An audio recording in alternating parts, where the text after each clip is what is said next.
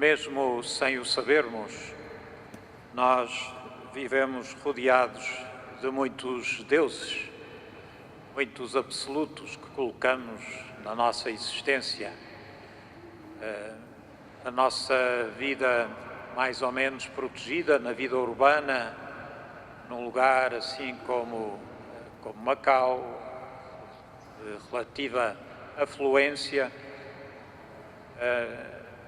não podemos deixar de observar que somos solicitados constantemente pela publicidade para sermos mais felizes, tendo uma pele mais suave, vivermos uma eterna juventude, de termos mais um automóvel, de conseguirmos comprar uma casa, enfim, parece que nós estamos a ser solicitados para esta questão da felicidade.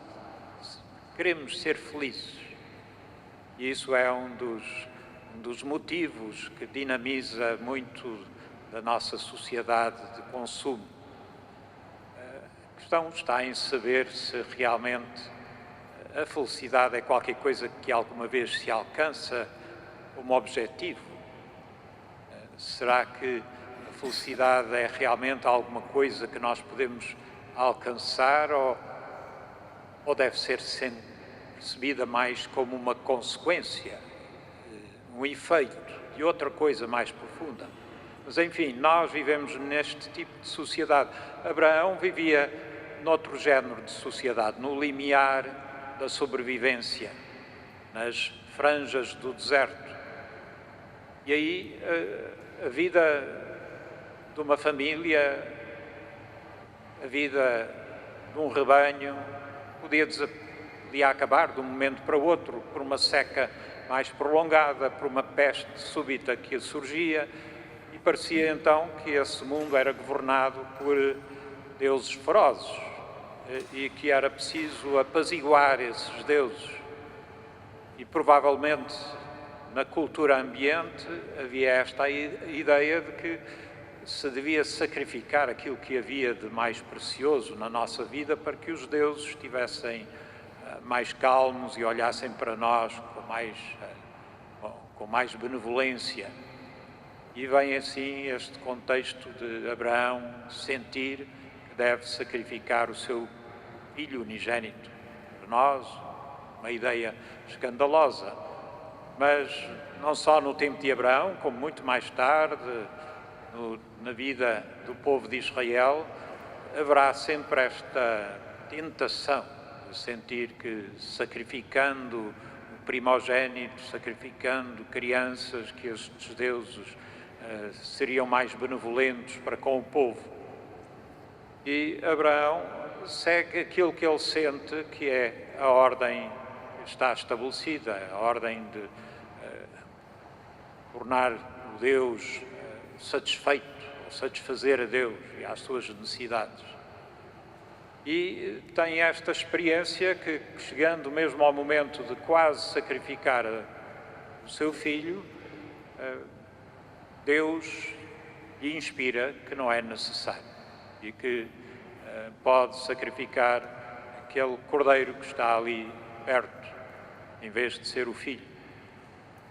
Curiosamente, o povo de Israel entende que essa pedra sobre a qual Isaac iria ser sacrificado é a pedra que se encontra no centro do Templo de Jerusalém. Aliás, que o Templo de Jerusalém teria sido construído à volta dessa pedra, no lugar do sacrifício. E em Israel, a partir desta data, a partir deste momento em que Abraão sentiu que Deus não pedia a morte do seu filho, recusará sempre os sacrifícios humanos. Portanto, nunca haverá no Templo de Israel essa realidade que existe noutros templos do Médio Oriente, a ideia de sacrifícios humanos para apaziguar os deuses.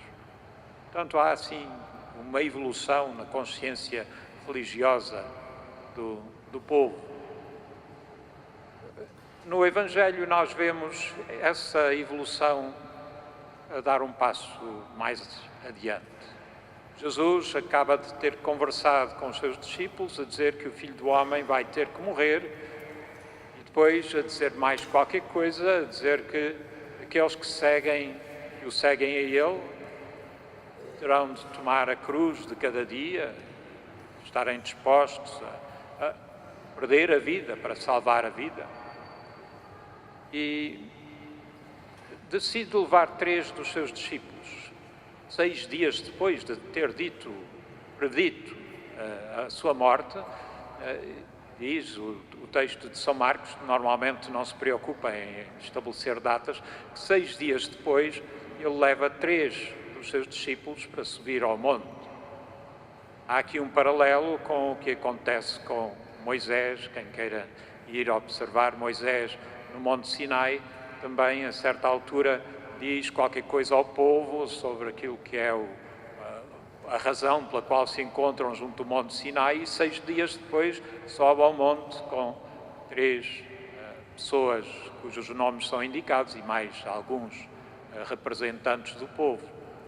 E tal como acontece com Moisés, Jesus fica transfigurado, tal como Moisés, também a sua pele fica a brilhar no alto do monte. E tal como acontece com Moisés, há uma nuvem que desce e Deus dirige-se a Moisés. Aqui há uma nuvem também em que se ouve a voz de Deus dizendo: este é o meu filho. Portanto, há aqui um paralelo, como que a dizer que em Jesus temos o novo Moisés, aquele profeta esperado, aquele que há de conduzir o povo para a verdadeira salvação. E nós percebemos com esta quase que antecipação da ressurreição, percebemos que aquela palavra de Jesus sobre a sua morte, que tinha escandalizado tanto os seus discípulos, que essa palavra, afinal, tem a confirmação do próprio Deus, da palavra de Deus que diz: este é o meu filho, escutai-o. Escutai-o quando ele diz que tem que subir a Jerusalém e morrer, que é o 3º dia, ressuscita. E os discípulos ficam a meditar sobre isso. Jesus diz-lhes que eles não devem dizer nada disto a ninguém, enquanto o Filho do Homem não ressuscitasse dos mortos. E podemos perceber a perplexidade dos discípulos, porque Filho do Homem eles entendiam como uma figura que havia de descer dos céus. Ressurreição dos mortos para eles seria no final dos tempos, só muito tempo para diante. Então, o que é que isto tinha a ver com eles e com o trabalho que eles deviam fazer?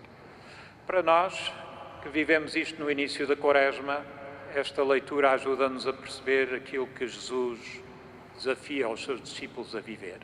Ou seja, que nós devemos aprender nestes 40 dias, ou viver nestes 40 dias, aquilo que leva Jesus a caminhar para Jerusalém, esta vontade de dar a vida pelos outros. Que só dando a vida pelos outros é que encontramos a verdadeira alegria. Eu evito a palavra felicidade. Não é a felicidade, é a alegria, é outra coisa diferente. Dar a vida pelos outros, perceber que os outros são importantes na nossa existência, é este o desafio. E isso às vezes vem com custos. Dar a vida pelos outros não é fácil. Perceber aquilo que é melhor para os outros exige atenção, cuidado, reflexão, discernimento. Tudo isso puxa por nós, espiritualmente. Portanto, nós somos desafiados, neste princípio da Quaresma, a pensar isso. Que se nós vivermos esta procura do bem dos outros, daqueles que nos rodeiam, do bem comum da nossa comunidade, como desafio desta Quaresma, também nós seremos transfigurados na figura de Jesus Cristo, na presença de Jesus Cristo, neste mundo em que nós nos encontramos. Podemos dizer, mas isso de ficar com as vestes brilhantes, que nem o sol, ou que nem o melhor lavadeira do mundo podia lavar, isso é assim uma coisa, um bocado. Pois, mas nós usamos palavra. Não sei se dão conta disso. Quando vemos uma pessoa cuja vida está cheia ou que vive um momento muito intenso, nós dizemos que aquela pessoa está radiante, não é? Usamos a palavra estar radiante. Por que nós usamos a palavra radiante?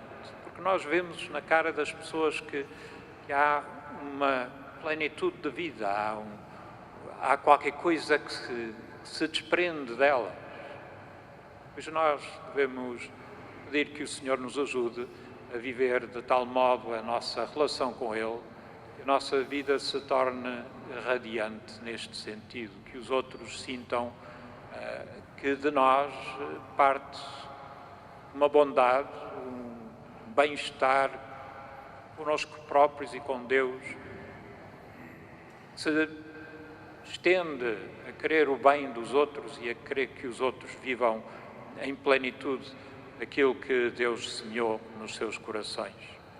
Mas peçamos que o Senhor nos ajude a viver isto nestes 40 dias de oração, de jejum e de partilha. É este o tempo da Quaresma.